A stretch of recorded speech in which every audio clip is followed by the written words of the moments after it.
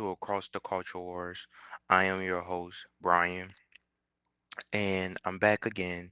And on this episode, we're going to talk about how baby boomers are positioned to leave the world worse than what they found it. So, if you are a young person in modern times, you are blessed with more technology, you are blessed with living in a more technologically advanced society, but however, you are also living in a world where your freedoms are reduced. People are more disconnected than they ever been. Birth rates are down, marriage rates are down, education is expensive. Basic things that should not be expensive are expensive. So many people will look at the technology and say, hey, you guys have cell phones, you guys have access to travel the world, and you live in a more open-minded society. However, the older generations have consolidated the wealth, and this is a reality, and it's an uncomfortable conversation to have when we talk about how the older generations have more wealth than the younger generations. So what this really translates to, and I'm going to get to this in this video, is that older people are going to leave the world rich, and the people that's left to inherit the world are going to be poor. Okay. And this is just a reality. This is something that we can see in real time. So welcome to the video Across the Culture Wars, and we're going to get into this topic. Before I get into the video, I would like to say thanks to everyone who's been liking the content, subscribing. I appreciate it. A like is free, sharing is free. um Drop a comment. I do reply to the comments once the videos get good. I will reply to your comment if you have a question or anything like that. But let's let's get into the video.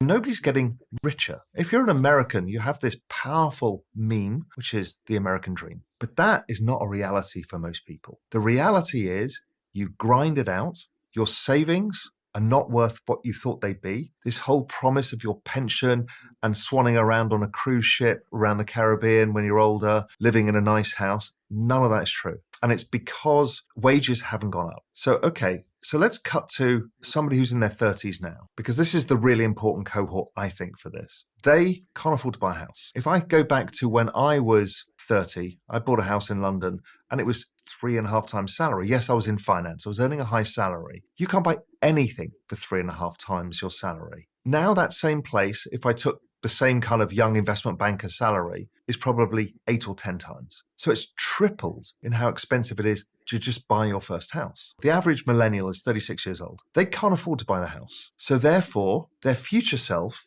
is poorer. They have less savings. They've got debts from university. So they don't have the ability to get out of this trap. And then what we are finding is because of this, they're having to live with other people into their 30s. They don't have kids and they don't get married. And these numbers have collapsed since 1983, 80% to 62%. You're seeing the marriage rate halve. You're seeing the home ownership rate go from 50% to 30%. These are all expressions of the same problems, which is people know their future is fucked and they can feel it. They have a sense of desperation. You see then the same cohort of kids in their 30s doing 2 jobs, 3 jobs, 4 jobs. That's not because they want to. Nobody wants to work 12-hour days, 7 days a week. It's because they have to. And their parents, the baby boomers, who are in their 70s and retiring, never had that. They were the richest generation the world had ever seen. So this is the first generation that won't be as rich as their parents. All right, credit card debt in the US is hit a record 18.4 trillion. That's credit card balances, ladies and gentlemen. What that means is that is $70,000 per adult. It's because families are facing mounting financial pressures. Groceries are up 29%. Inflation has gone up again at 2.8%. Electricity went up 13% average in 2025, and electricity is supposed to go up another 9% in 2026. We now pay an extra tax called a tariff of anywhere from 10 to 147%. 1.2 million Americans lost their job last year in 2025, and more are going to lose their job in 2026. Hi, my name's Christina. I have a master's degree in business. Already in 2026, 58 to 60% of companies are expecting to do layoffs. 1 out of 4 people unemployed, 25%, have been unemployed for 27 weeks or longer. This is why people are using credit. They are absolutely stretched thin.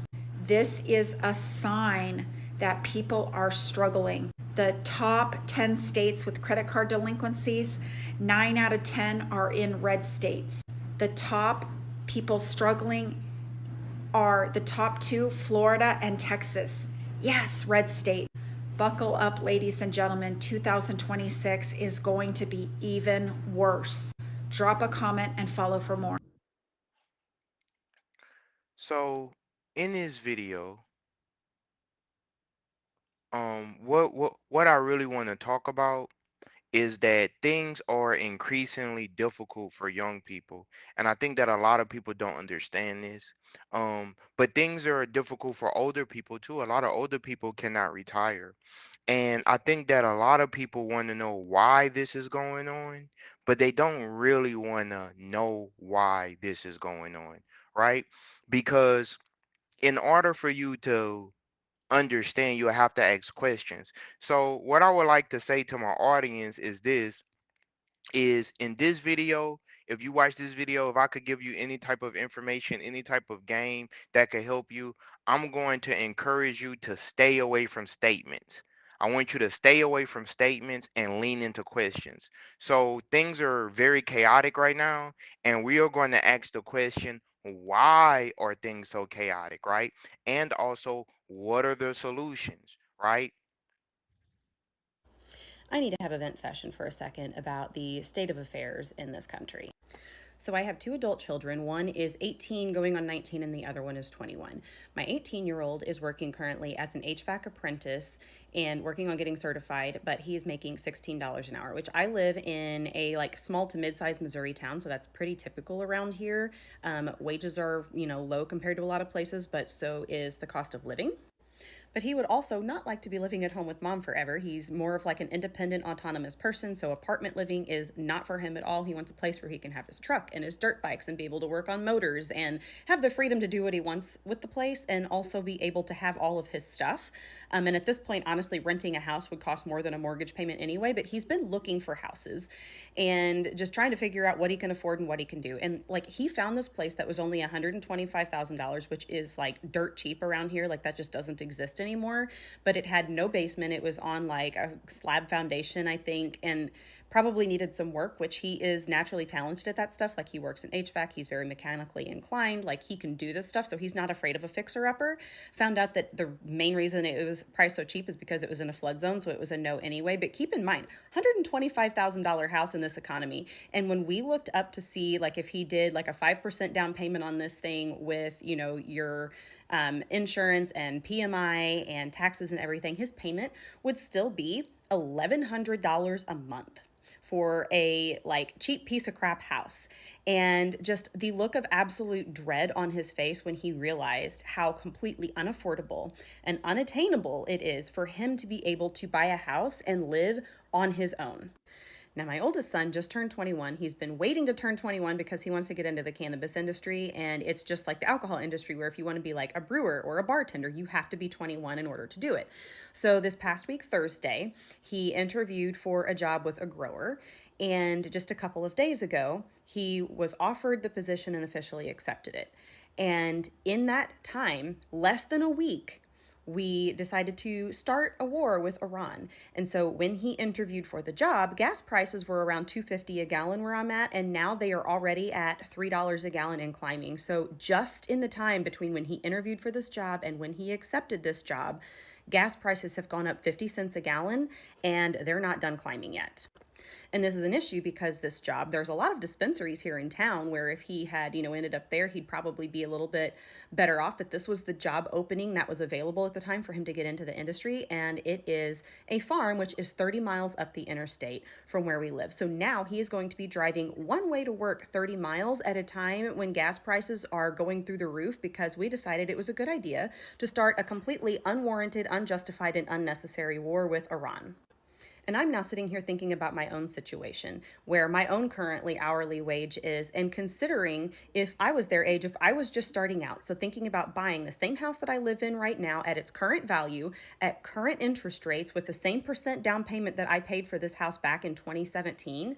And I realized that my payment would be double what it currently is. And I, as a 40-year-old woman who has been working for 24 years of my life, could not afford this place on my own. Like at 40 years old, I would need a roommate in order to live in this very modest, like 1,300 square foot, 1968 ranch style home. Like it's not a fancy house by any stretch. It's what most people would consider to be essentially a starter home by today's standards. And I could not afford it on my own on my current wages. So my question is, how the hell are we expecting these young kids to do it? Like for someone to start out, even in my area, in like rural Missouri, they would have to make $30 an hour in order to be earning a living wage, in order to live on their own and support themselves without the help of a spouse or a roommate, just for a single person to live and make it on their own, to be able to afford a vehicle payment, vehicle insurance, a mortgage or rent payment, and all of the utilities and groceries and cell phone bills and stuff that go along with just living your life. That's no fun stuff. It's just to live. They would need to make $30 an hour.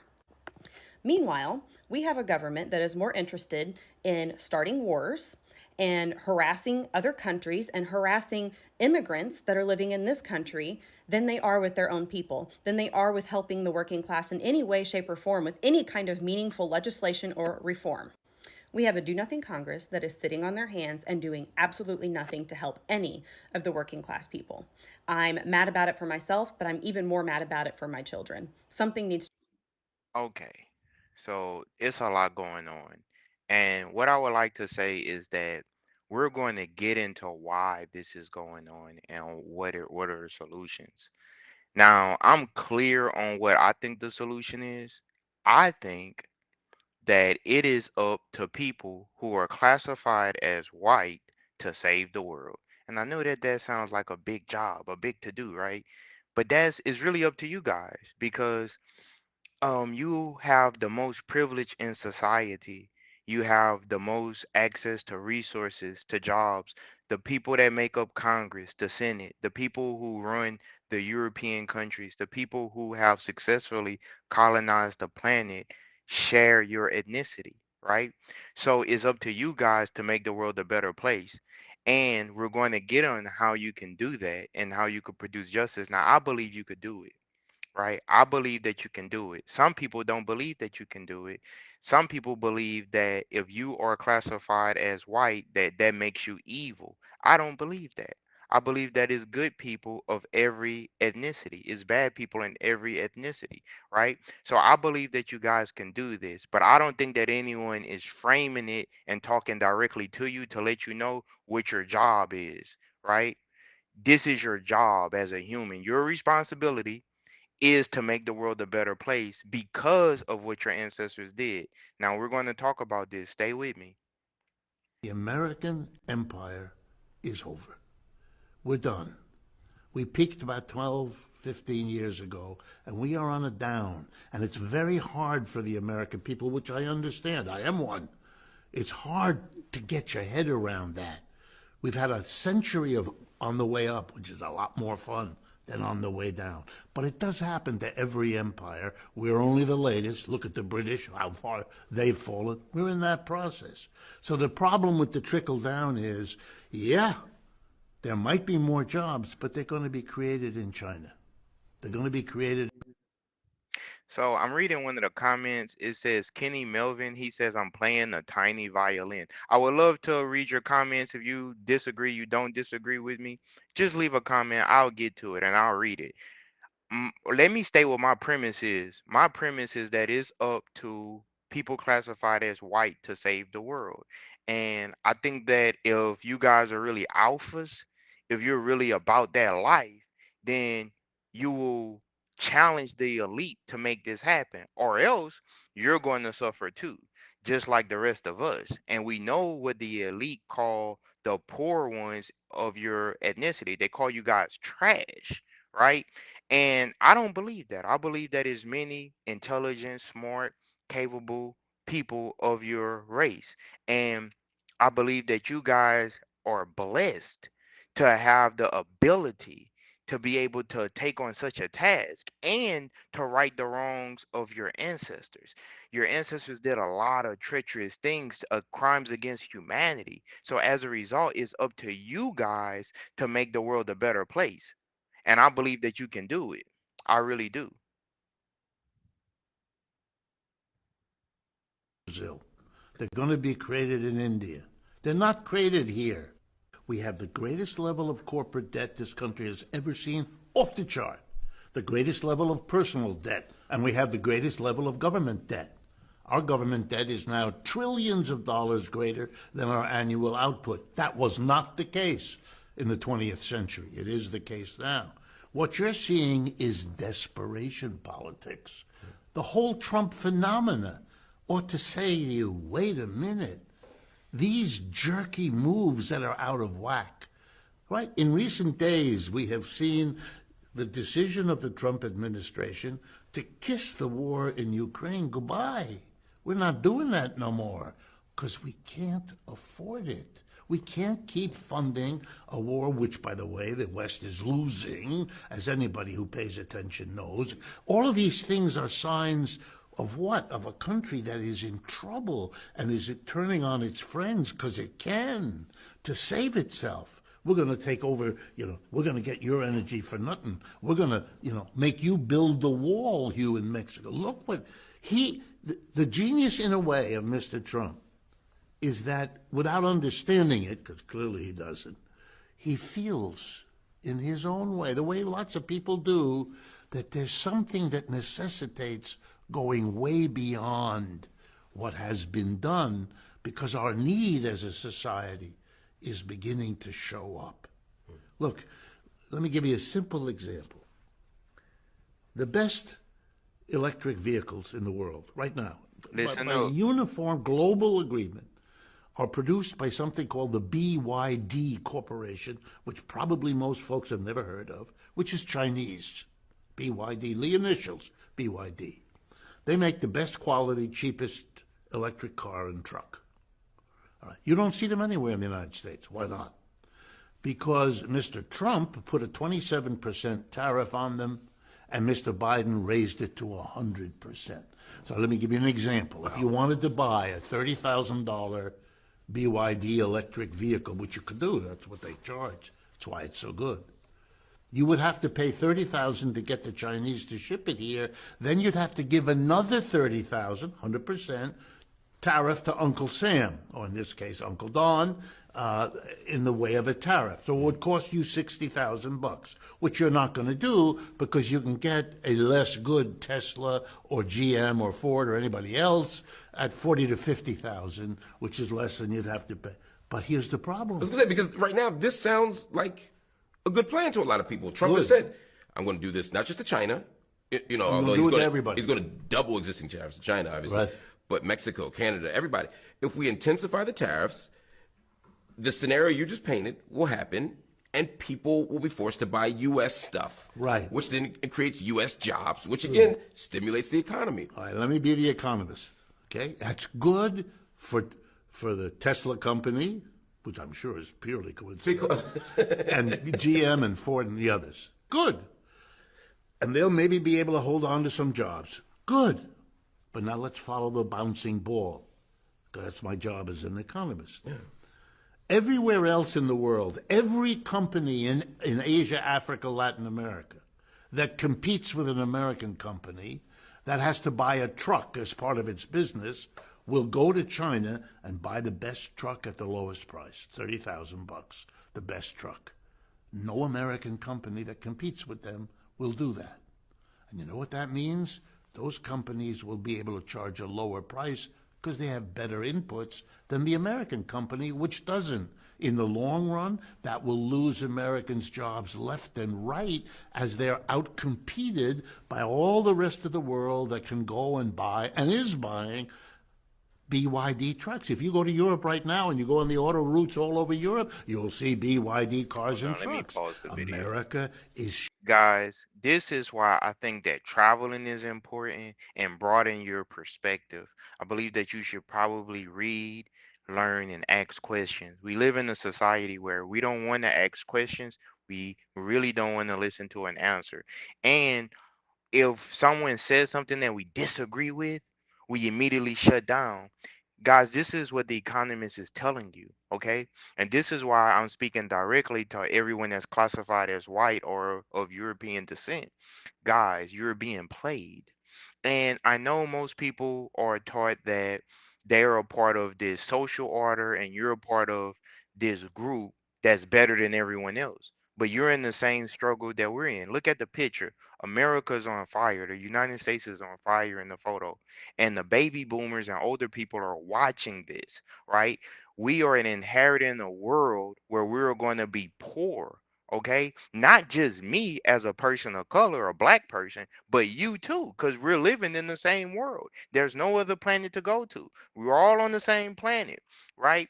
And I'm going to play a video of white people telling you this so that you can understand what I'm saying. Because sometimes if I say it as a black person, people won't listen to me. But maybe if a white person tells you this, you can understand. Now, what can you do? This is what you can do. I'm going to play another video on that. Guys, it's up to you to do the right thing and challenge the system. The problem is everyone else has been challenging the system. We got a paper trail. Martin Luther King Jr., Malcolm X, the civil rights movements in the 60s, the 50s. You go in other nations in Latin America, in the Caribbean, in Asia, in Africa. All groups that's been oppressed by the European colonial powers have been fighting back and trying to free themselves. At some point, it's up to who? The people that are the descendants of the colonizers to make a change. It's up to you guys. And I'm gonna be honest, with the Epstein files, with everything that's going on in the world, your public image isn't really the best. Okay. And there's a lot of people that don't like you guys because they believe that you just want to colonize. Now, I don't believe that. I have faith in you. I believe that you guys can make the world a better place, right? So, in order to do this, guys, you have to learn to challenge the system.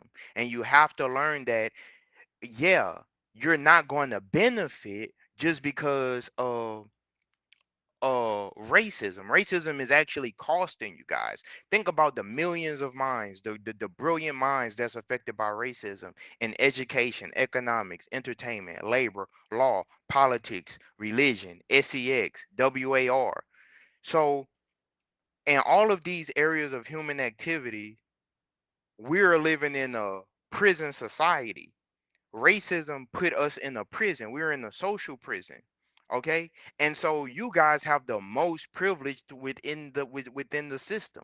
So now I'm challenging you guys directly and I'm telling you to end the prison system, to produce justice. Make sure that the person who needs the most constructive help gets it. And this is up to the people who are classified as white, because being classified as white gives you a certain privilege in society. It's up to you guys to make the world a better place. You can no longer blame the people in the Middle East. You can no longer blame the people in Africa. You can no longer blame the African Americans or the Latinos. It's up to you. You're ruling the world.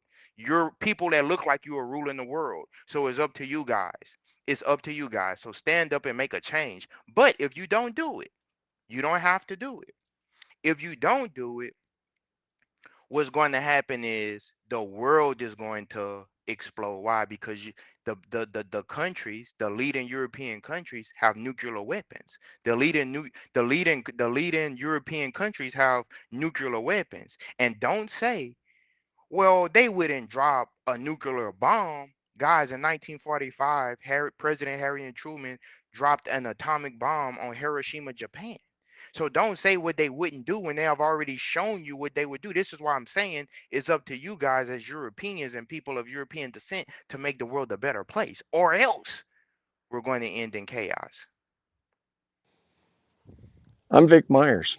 Welcome to the Resistance. I've been trying for a while now to figure out how to talk about something that's been on my mind, and recent events, I think, finally pushed it up. What I want to say is that racism is a white people problem, a white people problem that others are forced to live with. As a white man, I've never had to be afraid of being pulled over by the cops. As a white father, I've never had to have that special talk with my kids about not looking wrong or saying the wrong thing to a cop for fear that they wouldn't come home again. I've never had to worry about being turned down for a mortgage because of the color of my skin or where to go jogging. Never had to worry that I could be scooped up by ICE just for looking like I might belong to the wrong group, even though I was born here. I've never committed the misdemeanor crime of selling cigarettes. But if I did, it wouldn't be a capital offense. These are things that people of color have to deal with every stinking day. These are things that white people allow, that white people cause. I think I'm finally ready to talk about it now because of the state that our country's in, the permission that Donald Trump has given for racist behavior, and the hope I recently felt when I saw the latest poll numbers. For reasons that never made sense to me, Donald Trump has gained support in nearly every demographic when he won his last election, including non-white communities. But now, recent polling suggests that just about everybody is finally seeing him for what he is. They're seeing his racism, and the racism emanating from this administration like stink from a skunk. And they're saying it's not okay. He's lost everything that he gained, and then some, among all these groups. Well, every group except one. That one group is white, non-college educated men, the last stronghold of Trump's race-based politics. Polling indicates that a majority of this group is still standing solidly behind Trump and his policies. Unfortunately for them, they're not going to be any better off under Trump's policies than anybody else. Maybe one day they'll realize that their racism isn't worth what they're losing. And maybe the rest of us will realize something too, that racism is a white people problem, and it's up to white people to solve it. It's up to white people to call it out among their coworkers, their friends, and their family. It's up to white people to be the loudest and proclaim that racism is no longer acceptable in American institutions. It's up to white people to make sure that we're not voting for the racists. Thanks for listening. Good day. Nobody's getting richer. If you're an American, you have this powerful meme, which is the American dream. But that is not a reality for most people. The reality is you grind it out.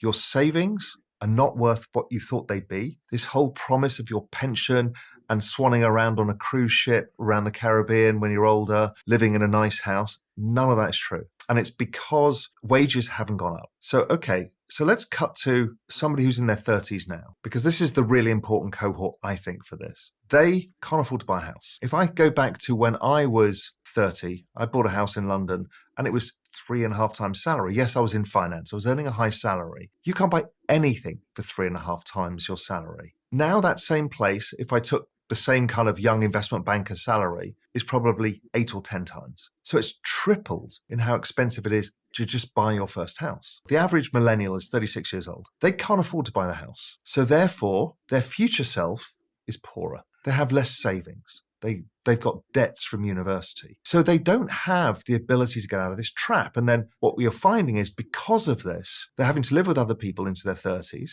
They don't have kids and they don't get married. And these numbers have collapsed since 1983, 80% to 62%. You're seeing the marriage rate halve. You're seeing the... So I want to ask a question. If the current way of doing things was working, why is it that multiple people who happen to be white are saying that it isn't working for the younger people. So this is why I'm saying racism isn't going to work.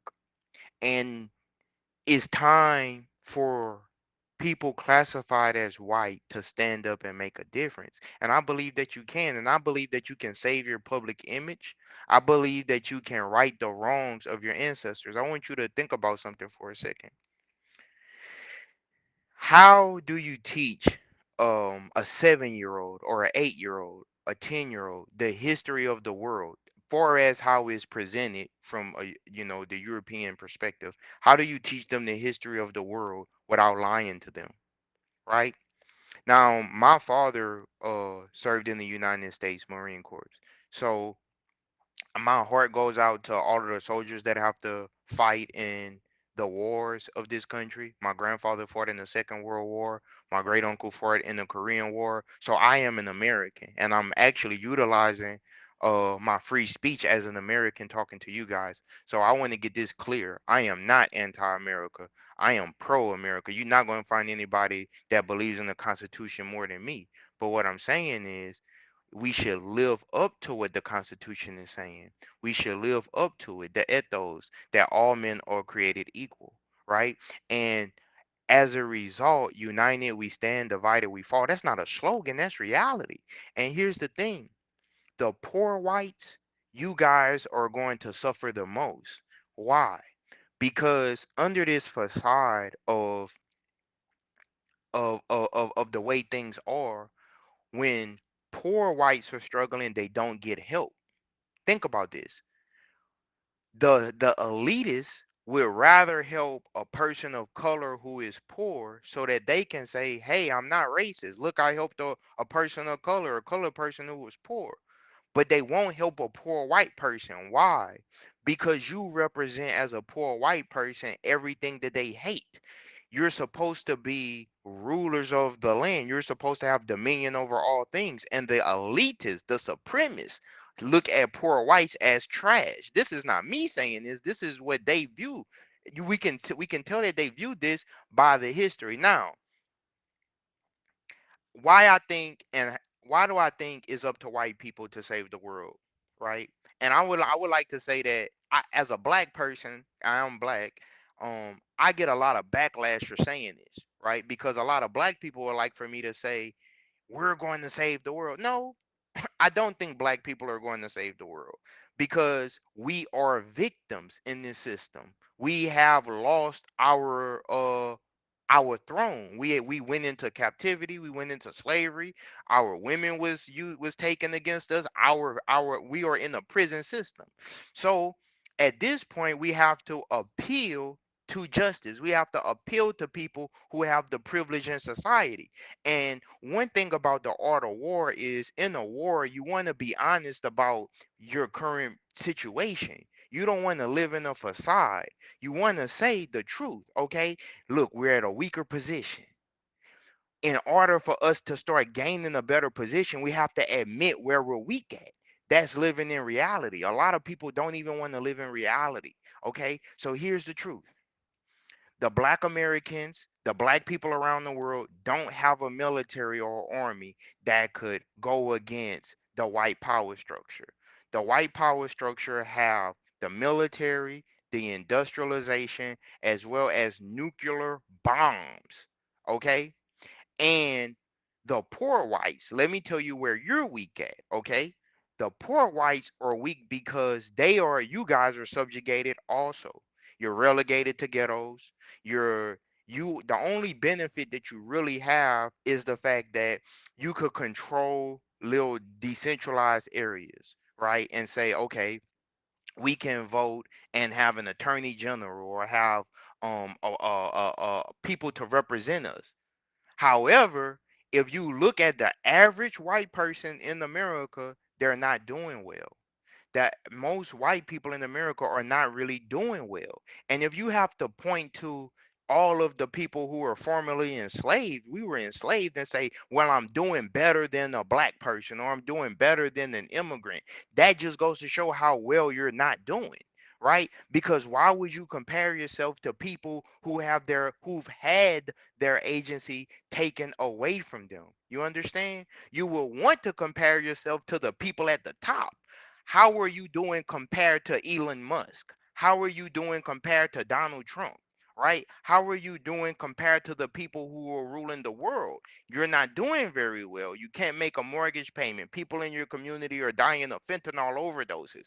Um, you know, people are having meth addictions and stuff like that. I was in this one city, and I used to be brainwashed too, right? Because if you're a person of color, you're taught that, man, white people just have it made in the shade. No, many white people face grave injustices. White people are discriminated against by other white people, right? And white people are not allowed really to talk about them being discriminated against. Why? Because that goes against the narrative that white people are doing well and white people are the fathers of civilization. That goes against that theory. But then I started doing some research and I started asking some questions because the way that the story was given to me and the reality wasn't making sense. I started asking questions. I said, why would people who are classified as white Europeans, why 500 years ago, why would they come to a barren land as America? Why would they come to these different countries and immigrate here? What was going on in Europe? Then I started researching Europe. I learned about the religious wars that took place in Europe. When they said that the founding fathers and these different people came, the pilgrims and the Catholics, the people who practice Judaism and all of these different people came to the Americas, it says that they was seeking religious freedom. Okay, why were they seeking religious freedoms? Okay, what was going on in Europe? Then you start learning about what was going on in Europe with people like Joan of Arc and John Wycliffe and people who were actually burned at the stake because why? They were fighting injustices in Europe. And guess who did this to them? Other Europeans. Okay, when you start researching and realizing that, okay, in the past we had multiple popes. It was a war between the church and the state. When you start researching and finding out who was Martin Luther and what was Martin Luther's decree? Why was he fighting to have the Bible translated into other languages? Okay, when you start asking questions like why in Europe did Rome fall? What happened after the fall of Rome? Ask questions, you guys. Okay, and then what you will learn is that when Rome fell and split into two, right? You had eastern and the western part of Rome. When the west fell, and Constantinople reigned and it became the Greek side of the Roman Empire. The West fell. They went into darkness. People couldn't read, people couldn't write, and the elites consolidated power. So now in modern times, right, in 1492, you have these people coming to the Americas from Europe. Now, a lot of things that I later found out is that Europe to be European does not mean white. That's something else I found out. Did you know that? European is anyone that's from the continent of Europe. Europe has always been a society that had different people of different ethnic groups in Europe. Europe is not isolated. You have the Middle East, you have North Africa, you got the Mediterranean, you got Libya, Morocco, you have all of these places, people going into Spain. So once you start learning all of these things, you start to realize that, wow, the narrative that we're given through history isn't really black or white as we have been told, that history is really diverse. My dad, excuse me, my dad being a Marine, they have the uh the Marine Corps song, right? And they says from the halls of Montezuma to the shores of Tripoli. Well, I started researching like what does that mean exactly, right? And there anybody that served in the Marine Corps, you know what that means, right? So it means that from the halls of Montezuma, that's Mexico City, right? Tenochtitlan, all the way to the shores of Tripoli, that's going into Libya, right?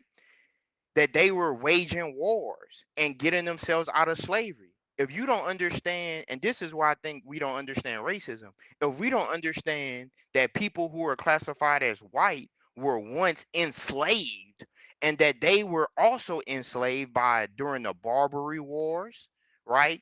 And that these people were put into captivity in Europe and they freed themselves from that, and then they went on to create a race-based caste system, which is how they freed themselves out of slavery. Then everything else won't make sense. It won't make sense why they created racism. It won't make sense. But if you start to understand that every race has gone into servitude, right? That um you had in Europe you had the Ottomans who took over Europe. They conquered Europe. In Eastern Europe, they conquered it. So you have people like the Serbians and everyone that's in Eastern Europe who are white and guess what religion still today. And I have a friend named Yasmin Evich, that's from Serbia. What religion do they practice there? They practice Islam. Right now in Eastern Europe, a lot of Eastern Europeans practice Islam. Right? So in America, you taught that people that practice Islam are all brown people, right? But it would confuse you if you start traveling the world and realize that it's millions of people who classify themselves as white who practice Islam. But that goes back into what was happening 1,000 years ago, 500 years ago. And all I'm saying is that history is not so black or white like we want it to be.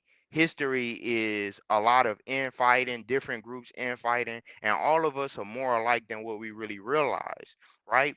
And so it's up to the white people of the world to make the world a better place because you guys have taken ancient knowledge and even new information and now you have a choice. Do you want to use it for good or do you want to use it for evil? Do you want to use all of this information that you've been able to accumulate from different groups that you conquered? Do you want to use it for good or do you want to use it for evil? Okay. And it seems as though a large majority of you want to use it for evil. And here's the problem with that: the whole planet could be destroyed now because now we're talking about nuclear weapons. Now we're talking about people can't afford groceries. Now we're talking about a population of people who can't even afford to become educated. Guys, you know how sad it is as an American that we have to outsource jobs to other countries? That means that we're in a nation that are without skills. We're going to be living in a nation essentially where we won't even be able to resurrect a building. We're going to have to go outsource a job to Mexico or China in order to resurrect a building, to build something. Come on, guys, this is sad. And you're voting for this. And this is why I'm saying that the poor whites, you guys have to realize that the black people or brown people are not your enemy. Your true enemy are the people who look like you who are subjugating you guys. American empire is over. We're done. We peaked about 12, 15 years ago, and we are on a down. And it's very hard for the American people, which I understand. I am one. It's hard to get your head around that. We've had a century of on the way up, which is a lot more fun than on the way down. But it does happen to every empire. We're only the latest. Look at the British, how far they've fallen. We're in that process. So the problem with the trickle down is, yeah, there might be more jobs, but they're going to be created in China. They're going to be created in Brazil. They're going to be created in India. They're not created here. We have the greatest level of corporate debt. And so you got to ask yourself, why would they create a jobs in the elite, the ones who hate you? Why would, and I'm talking to the white people here, why would the elites, the elite Europeans, right? Why would they rather create jobs for brown people in India, brown people in China, brown people in other parts of the world, but not in the country where you guys make up a majority. Think about this. Why? Okay, now we're going to learn about capitalism, you guys. Let's say you have a factory in the United States, right? And you have a choice. Everyone in the factory is going to make around $50,000, right? So let's say you have $20 million. It's only so many salaries you could pay in the United States because people are the cost of living is higher. So these corporations have decided that they don't actually care about America. And that's what you have to understand. A lot of these corporations are actually anti-America. Okay, you don't understand that though because perhaps you've been taught that they represent you. But if they really represent you, if Tesla and all these different people really represented you, listen to what the economist just said. Why would they ship jobs to China, Africa, Asia, India, which is in Asia, and create jobs there, but not in America? It's because their cost of living is lower. So they could employ more people for less money. So the jobs are never going to come back to America. Okay? Get it out of your head. You're not America. The jobs are never coming back to America. Okay, it's just not happening. It's not going to happen unless you guys with the privilege do something about it. But as long as you think that these people represent you, you're going to continue to lose. Okay. Ever seen off the chart. The greatest level of personal debt, and we have the greatest level of government debt. Our government debt is now trillions of dollars greater than our annual output. That was not the case in the 20th century. It is the case now. What you're seeing is desperation politics. The whole Trump phenomena ought to say to you, wait a minute, these jerky moves that are out of whack. Right? In recent days, we have seen the decision of the Trump administration to kiss the war in Ukraine goodbye. We're not doing that no more because we can't afford it. We can't keep funding a war, which, by the way, the West is losing, as anybody who pays attention knows. All of these things are signs of what? Of a country that is in trouble and is it turning on its friends because it can to save itself. We're going to take over, we're going to get your energy for nothing. We're going to, make you build the wall, Hugh, in Mexico. Look what the genius in a way of Mr. Trump is that without understanding it, because clearly he doesn't, he feels in his own way, the way lots of people do, that there's something that necessitates going way beyond what has been done because our need as a society is beginning to show up.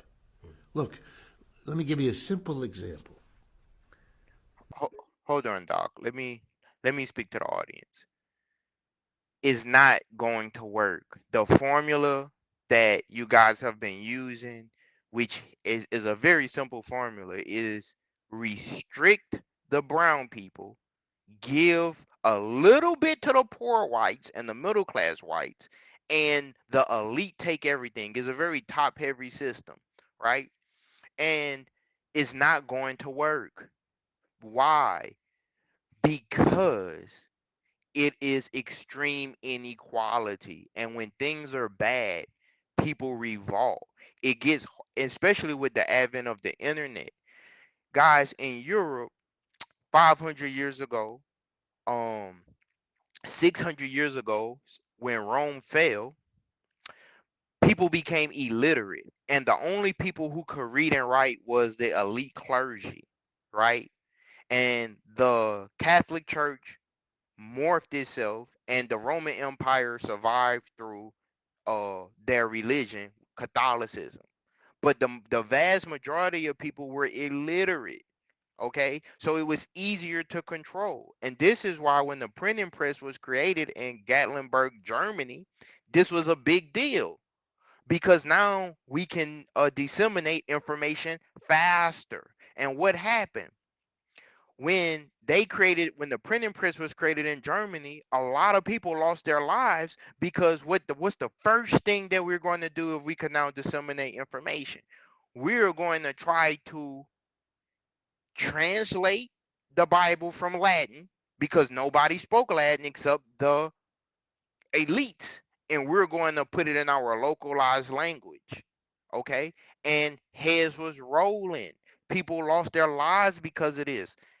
Okay, now in modern times, what is the printing press in our time? The internet. The internet is like the modern day printing press. You have people making videos, people sharing information, and it's getting, we used to have to what? Get our information from a newspaper. We used to have to get our information from sources that we felt was legitimate, which was controlled by the state. But now we have a lot of independent media. And this is a problem for the elite. This is a problem for people who want to control what you think, what you can read, what is accurate. Okay. Now, why do I say it's up to white people to end racism? Because racism is negatively affecting you. It's almost like, and let me explain what racism is, because a lot of people think racism is not liking a person because the color of their skin. Look, I lost 7 followers right there because I'm talking about racism. Listen, you got to hear this stuff, okay? Because your life depends on it. Your children's livelihoods depend on it. Your children are not doing well. If now, I'm not talking about just black people, I'm talking about your offspring, okay?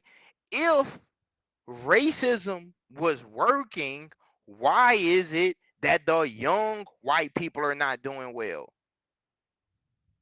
Nobody's getting richer. If you're an American, you have this powerful meme, which is the American dream. But that is not a reality for most people. The reality is you grind it out. Your savings are not worth what you thought they'd be. This whole promise of your pension and swanning around on a cruise ship around the Caribbean when you're older, living in a nice house, none of that is true. And it's because wages haven't gone up. So let's cut to somebody who's in their 30s now, because this is the really important cohort, I think, for this. So this is what I'm saying. They can't afford to buy a house. If I go back to when I was 30, I bought a house in London and it was 3.5 times salary. Yes, I was in finance. I was earning a high salary. You can't buy anything for 3.5 times your salary. Now that same place, if I took the same kind of young investment banker salary, is probably 8 or 10 times. So it's tripled in how expensive it is to just buy your first house. The average millennial is 36 years old. They can't afford to buy the house. So therefore, their future self is poorer. They have less savings. So, okay, that's going back to what I'm saying of how white people can save the world. White people, he's telling you that your future self is poor. The average white person that's 36 years old, whether you're in London, whether you're in Australia, whether you're in the United States, the global elite that look like you are stealing from you. This is why I'm telling you, they are trying to brainwash you into hating us, right? Don't like us. We're the problem. But you're not getting richer. Racism is not putting money in your pocket. Okay, your communities is methed out. It's fentanyl everywhere. You can't afford a college degree. You get a college degree, they're shipping jobs overseas. When are you going to realize that the elite are eating you? You're not understanding it. Okay. Now somebody is commenting. Let me see. Let's go to the comments for a second. So someone says racism is also blacks more with blacks than whites. I've been around other blacks. It's all the time. Won't say who I am, but Obama hates whites. Okay. Someone else says we are. Someone says we are wage slaves. Someone else says Republicans died to end slavery. There's a guy says thank you Republicans for ending slavery. Guys, I hope what I'm saying is not going over your head. In these type of conversations, it's going to be 3 positions, and I learned this. One position is people who want things to stay the same, the status quo. The second position is people like me who's voicing and advocating for change. But then who is the third group? I'm glad you asked. The third group are people who are silent. They are going to side with who's ever winning. Okay, and this is the group that I'm actually advocating for. I'm advocating for the neutral silent parties. It's millions of white people that understand that the world is in chaos. It's millions of white people that's affected by this, but you guys are afraid, and I understand that you're afraid. Okay, now people like me, a black American, I don't have the luxury of being afraid because they have already done everything that they can do to us. We've already been mass incarcerated. They've already gentrified our neighborhoods. They already put us in further subjugations and closed all of our businesses. We're already denied healthcare. We're already denied jobs. But guess what? Against all of that oppression, we raised and created a culture of resistance. So we are still advocating. That's what we're leaning on. Our culture is a culture of resistance. But you guys, they want your culture to be a culture of colonizing, a culture of stealing, a culture of injustice. And it's up to you guys to decide that that is not your culture. It's up to you guys to save the world. It's up to you guys to use your privilege in a constructive manner because your kids are not doing well. That's the whole problem. If racism was so great, why is it so many poor whites? The math not mathing. I'm Vic Myers. Welcome to the Resistance. I've been trying for a while now to figure out how to talk about something that's been on my mind, and recent events, I think, finally pushed it up. What I want to say is that racism is a white people problem, a white people problem that others are forced to live with. As a white man, I've never had to be afraid of being pulled over by the cops. As a white father, I've never had to have that special talk with my kids about not looking wrong or saying the wrong thing to a cop for fear that they wouldn't come home again. I've never had to worry about being turned down for a mortgage because of the color of my skin or where to go jogging. Never had to worry that I could be scooped up by ICE just for looking like I might belong to the wrong group, even though I was born here. I've never committed the misdemeanor crime of selling cigarettes. But if I did, it wouldn't be a capital offense. These are things that people of color have to deal with every stinking day. These are things that white people allow, that white people cause.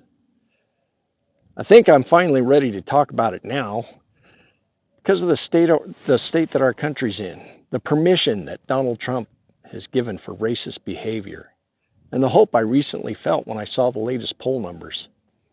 For reasons that never made sense to me, Donald Trump has gained support in nearly every demographic when he won his last election, including non-white communities. But now, recent polling suggests that just about everybody is finally seeing him for what he is. They're seeing his racism, and the racism emanating from this administration like stink from a skunk. And they're saying it's not okay. He's lost everything that he gained, and then some, among all these groups.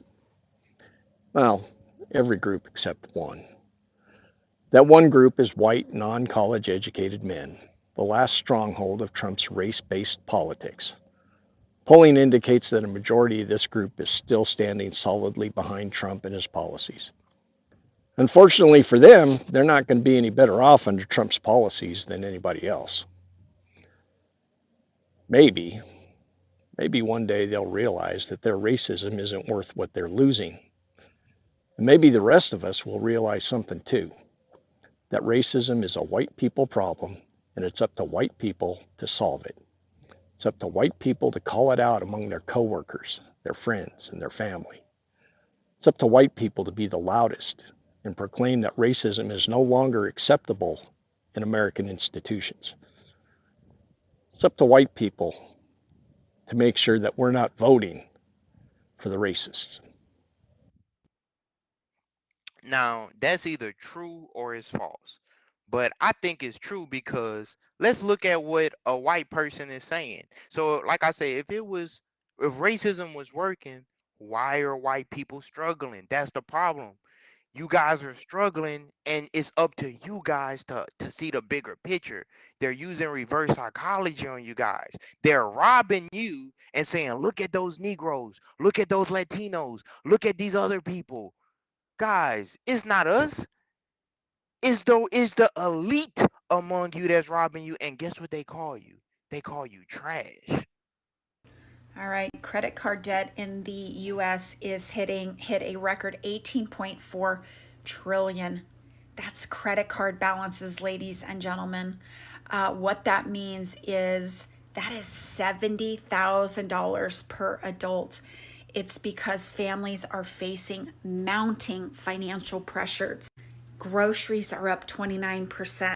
Inflation has gone up again at 2.8%. Electricity went up 13% average in 2025, and electricity is supposed to go up another 9% in 2026. We now pay an extra tax called a tariff of anywhere from 10 to 147%. 1.2 million Americans lost their job last year in 2025, and more are going to lose their job in 2026. Hi, my name's Christina. I have a master's degree in business. Already in 2026, 58 to 60% of companies are expecting to do layoffs. 1 out of 4 people unemployed, 25%, have been unemployed for 27 weeks or longer. This is why people are using credit. They are absolutely stretched thin. This is a sign that people are struggling. The top 10 states with credit card delinquencies, 9 out of 10 are in red states. The top people struggling are the top 2, Florida and Texas. Yes, red state. Buckle up, ladies and gentlemen. 2026 is going to be even worse. Drop a comment and follow